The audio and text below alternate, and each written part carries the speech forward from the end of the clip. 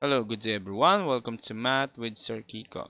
Today's lesson, again, we're going to discuss on how to convert the terminating decimal to a fraction. But don't forget to like, share in, and subscribe to our channel. This should be the day 2 of the week number 4 of the K-12 mathematics curriculum. Let's go.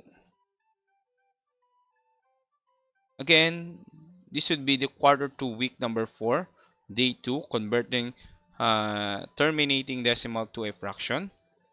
Now, that of the lesson, you should be able to convert the terminating decimal to a fraction.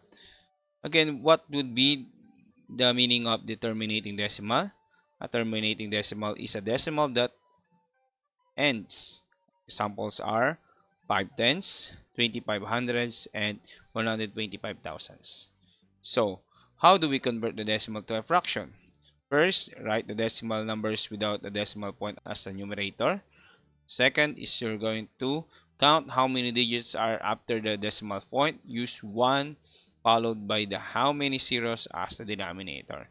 Step number 3, you're going to simplify the fraction if possible. Now, there is an easy way to how to solve this one. For example, we have 0.4 or 4 tenths. Convert into fraction. First thing to do is you're going to write the decimal number. So, what would be the place value of the digit 4? We have the place value of tens. That would be tens. So equivalent value is of tens is 10.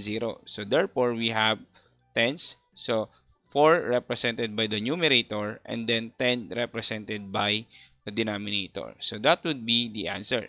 But you need to simplify your answer if possible. The common factor between 4 and 10 is 2. 4 divided by 2, the answer is 2, and then 10 divided by 2, the answer is 5. Therefore, the answer is 2/5. Okay, as simple as that. Again, you need to find the place value, and then the value is 10. That would be the denominator, and the numerator is 4. Okay, let's have another one. We have 37 hundredths. We have the digit 37. That would be the place value is hundreds. So 37 is the whole numerator, and then 100 is the denominator. Since 37 and 100 has no common factor, this should be the final answer. As simple as that.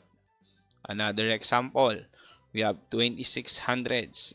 So 26 is in the highest place value of hundreds. So equivalent to 100. Therefore, we have 26 as a numerator, 100 as a denominator. And then 26 and 100 has a common factor. It can be divided both by, correct, 2. 26 divided by 2 is 13. And then 100 divided by 2 is 50. So the answer is 13/50. Okay? Okay, sample number 4. We have a whole number and a decimal number. So, again, find first the place value of 63. The highest place value of 63 is 100. So, the hundreds, that would be hundreds place. So, equivalent to 100. Then, so we have 63 as the numerator and then 100 as a denominator. So 63/100. But don't forget your whole number outside. So the answer is 5 and 6300 because there is no common factor between 63 and 100. Then we have number 5. We have 1 and 233. Convert to fraction. So since we have 1 and 233 thousands, so 233, the highest place value is thousands.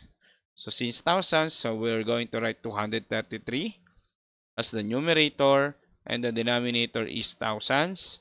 So since 233 and 1000 has no common factor, and then we need to attach the whole number 1. So therefore, we have 1 and 233 thousands.